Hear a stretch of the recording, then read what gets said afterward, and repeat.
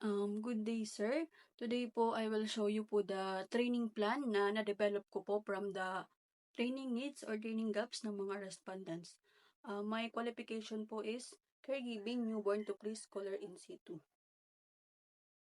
For respondent A po, yung mga training needs niya po is establish and maintain social, intellectual, and emotional development of newborn, develop security and trust to newborn, provide and maintain regular feeding schedule of newborn at all times, provide and maintain proper bathing and dressing the newborn, provide and maintain personal hygiene of newborn at all times, provide and maintain personal hygiene and proper bathing and dressing of infant, maintain the records and reports of toddler development, establish and maintain the principle of safety in the care of toddler, establish and provide regular schedule for feeding of toddler, establish and promote toilet independence, maintain daily records and reports of preschooler development, assist in the bathing and dressing preschooler, establish and maintain healthy teeth of preschooler, and maintain daily records and report of preschooler development. Yung training needs po is yun yung po nilagay ko sa training requirements po sa training plan. And yung training activity task po, pinag-base ko po siya sa TR, which is the performance criteria para praise into activity. And sa mode of training po is, mas prepared po yung respondent sa visual, kaya more on infographic, flowchart, video presentation, and of course po hindi po mawawala yung demonstration. And sa staff po is, in my own lang po, is si Ashley Simpson po. And for facility tools and equipments po, nag-base po ako sa TR. And sa venue po is in my own din po, which is the Child Care Center Barangay Angustia po. And sa assessment method po is more on demonstration with questioning, interview, observation with questioning po. And sa date and time po, yung nominal duration ko po is 6.32 kasi nag-base po ako dun sa heart of core competencies and dun po sa number of learning outcomes po. Ito po yung mga training plan po ng respondent A.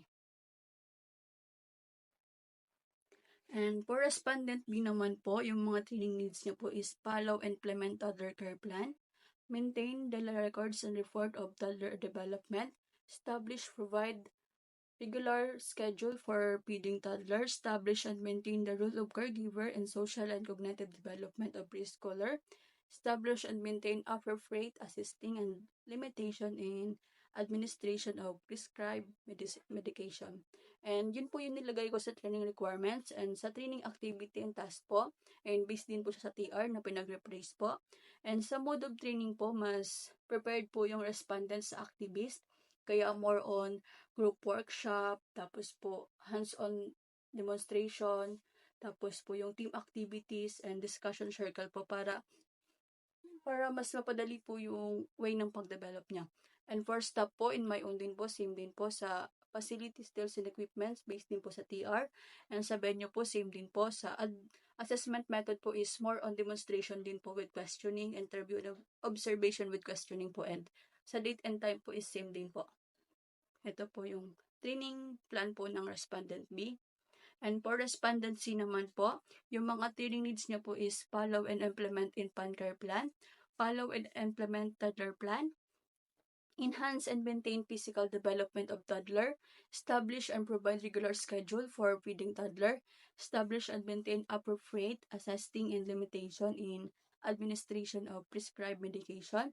And yun po yung nilagay ko sa training requirements po. And sa training activity task po is pinag-replace po from the 3R, galing po sa TR.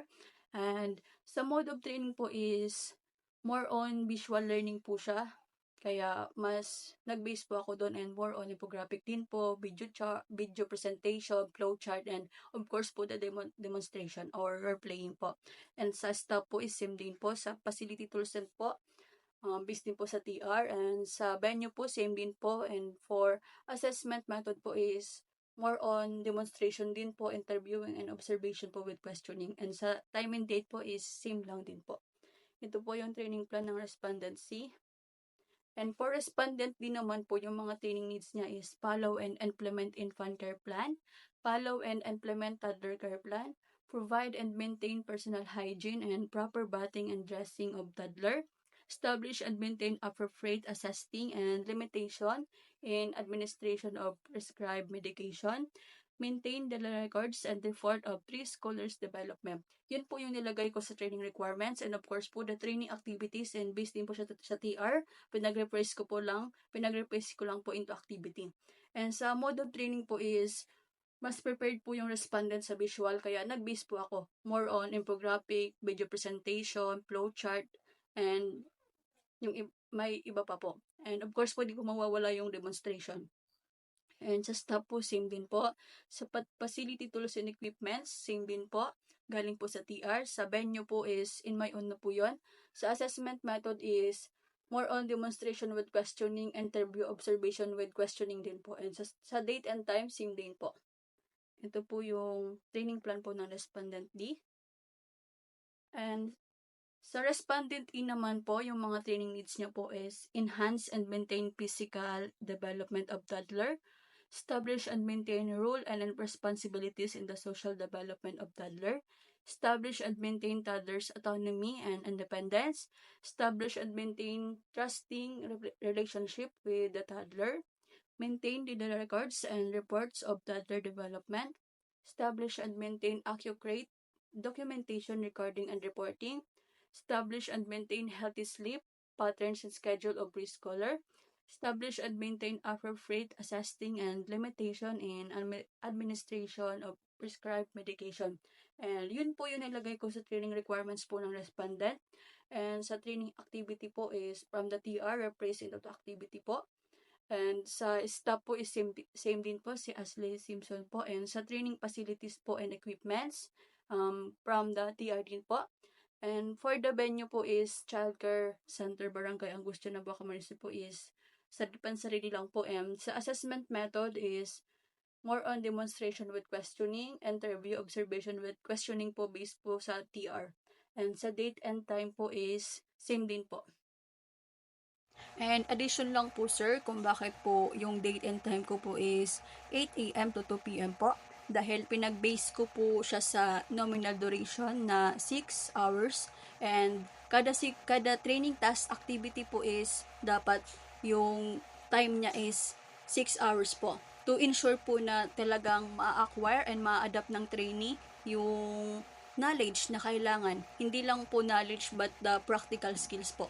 Kaya sa bawat mode of training po, hindi po mawawala yung hands-on activity or demonstration po to master po every training activity, dahil sa qualification ko po is kailangan talaga ng mastery through knowledge and practical po, dahil more on pag-aalaga po ng baby and baby to preschooler po. Yun lang po.